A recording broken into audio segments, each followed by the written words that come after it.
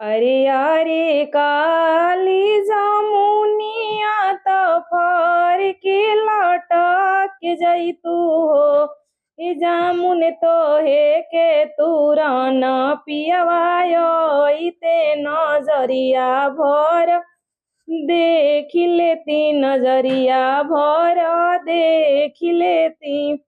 अरे अरे काली जमुनिया जे पर के लटक गईली हो।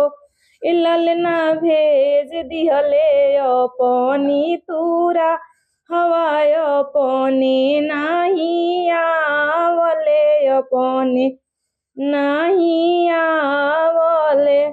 अरे अरे गैया के बाछड़ा तोरा के बालू भाग जैत हो। ए बछड़ा तोह के बन्हन पियवाते नजरिया भर देख लेती, नजरिया भर देख लेती।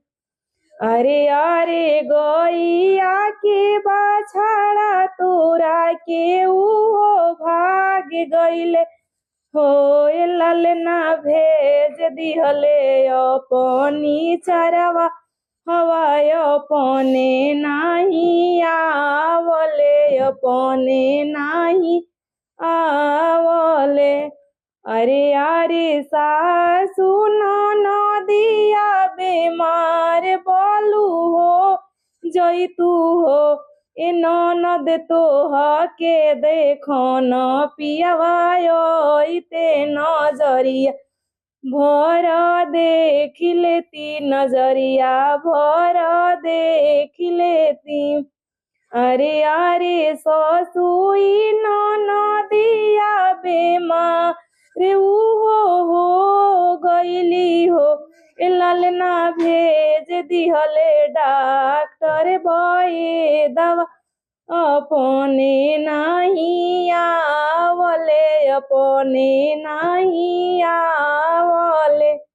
अरे अरे ससुरा भसुराय लगवा बोलू हो जैत हो।